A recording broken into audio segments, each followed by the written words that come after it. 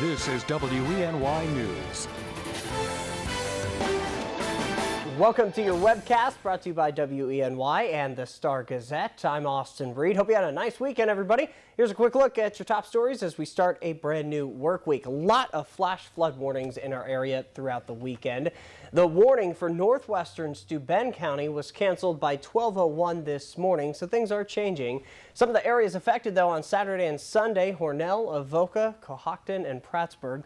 Police are still urging drivers not to drive through any flooded roadways today. Now, we spoke with officials in the city of Ithaca, plus Chemung, Steuben, and Bradford counties overnight to get an update on any problems due to the heavy rains this weekend. The departments all said no. However, some streets have been shut down and they are still closed, so watch for that. Craig will be back in just a few to update your forecast for today. All right, other top stories on this Monday. This just in out of Ithaca. Right now, police there are investigating reports of a shots fired call early Saturday morning at the West Village Apartments. Officers say they received multiple calls from neighbors to 911 of loud gunshots being heard. The Ithaca Journal says that Ithaca police were not able to track anyone down who might have been connected to the incident. However, at one point in the early morning hours, police did see a number of men running from the scene. Nobody hurt. If you know anything about this, call the number on your screen. Also early on Saturday morning this weekend, an attempt at a traffic stop in Dryden ends with 4 people being arrested for allegedly making meth. Our partners over at WHCU Radio report that sheriff's deputies tried to pull over a green Chevy Prism in the village of Dryden just after 2 a.m. Deputies determined the car was stolen. Officials say the driver fled from police and eventually drove into Cortland County. Deputies there put down a stop stick on Route 11, causing the driver, 41-year-old Brian Mahan, to swerve off the road and hit a tree. Mahan then fled the scene but was found walking on I-81 in Virgil. About an hour later, he was arrested. 3 other suspects were detained at the scene of the accident. A 4th person, believed to be a minor, was also detained. Cortland County investigators say the suspects threw meth and paraphernalia out of the car while fleeing. Also new from this weekend, a Bath man was killed in a 2-car crash Saturday afternoon in the Steuben County town of Greenwood. WHCU Radio reporting this story. State police responded to the crash at 12:20 p.m. at the intersection of State Routes 248 and 417. 66-year-old Eugene Williams of Bath was southbound on Route 248 and failed to yield the right-of-way at the intersection. Troopers say Williams was struck by a westbound vehicle. The man was traveling with his wife and child, who were not hurt. The driver of the other vehicle involved also not hurt. Meanwhile, the investigation continues today after a Wellsboro man was killed in a motorcycle accident late Friday night. The victim is 46-year-old Joseph C. Housel. Troopers say the man was traveling east State Route 6 in Shippen Township when his bike left the roadway and crashed off the south edge. That crash remains under investigation.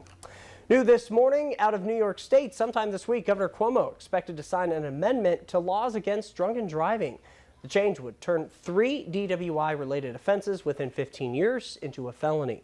Possible penalties for the felony are up to 7 years in prison and a fine of up to $10,000. The measure is called Vince's Law for a man killed in suburban Syracuse by a driver with 5 prior offenses.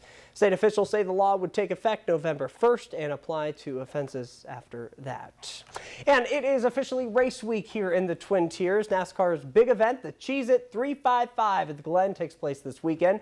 But some of the fun actually kicks off tomorrow. The ticket office opens bright and early, 8 a.m. Thursday, fans can check out the grandstand.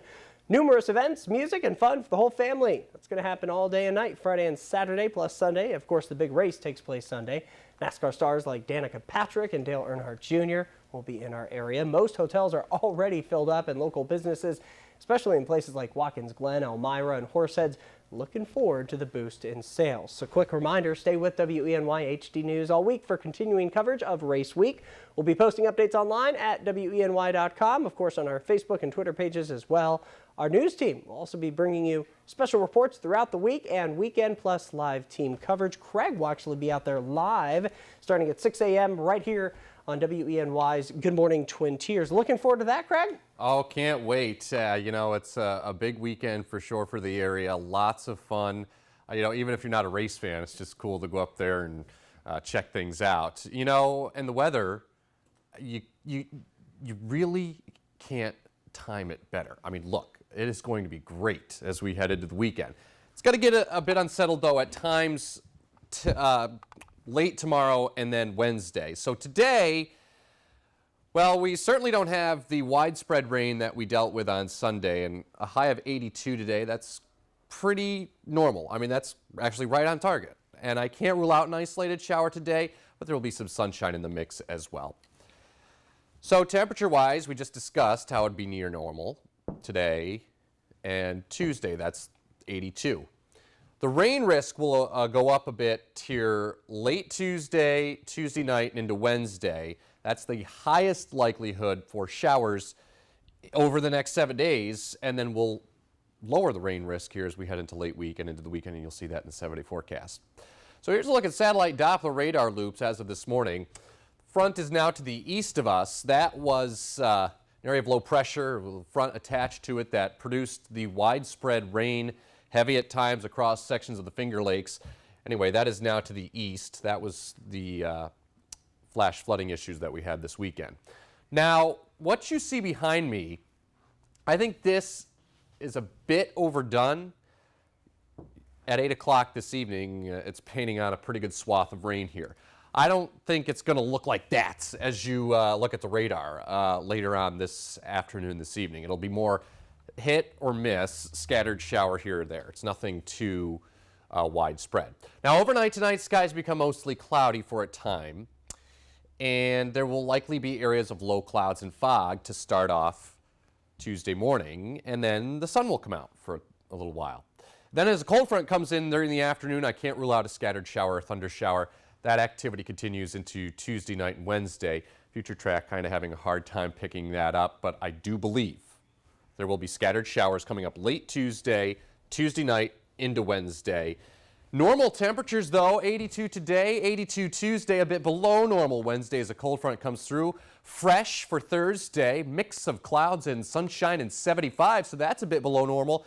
And as I promised, there it is. Some awesome weather. Looks delicious. Friday, Saturday, and Sunday for the big race at Watkins Glen. The party kicking off Thursday, and the weather is going to be perfect.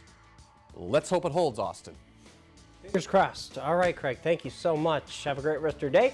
You too, have a great rest of your day. Thanks for clicking on the webcast. Be sure to join us at noon, 5:30, 6, and 11 for the latest news, weather, and sports across the Twin Tiers. Of course, don't forget to pick up a copy of today's Star Gazette. I'm Austin Reed for Craig. All of us here at WENY have a great start to this brand new work week.